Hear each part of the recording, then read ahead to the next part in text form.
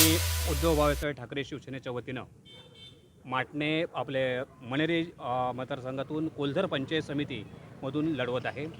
निश्चितपणे मतदारांचा जो कल आहे तो उद्धव बाळासाहेब ठाकरे शिवसेनेच्या वतीने आहे. आणि जसे आमचे तालुका प्रमुख संजय गवस बोलले तसंच तालुका पंचायतीवर आमची निश्चितपणे सत्ता येईल.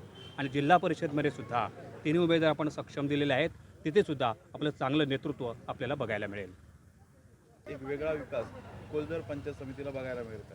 निश्चितपणे माझा जो परिसर आहे तो परिसर अतिशय फळबागायत आणि पाण्याखालचा असा परिसर समजला जातो. माझं निश्चित धोरण असेल येणाऱ्या काळामध्ये की जे रोजगाराच्या संधी आहे त्या पर्यावरणपूरक राहून कसं करता येईल आणि माझं पर्यावरण कसं शाबूत राहील.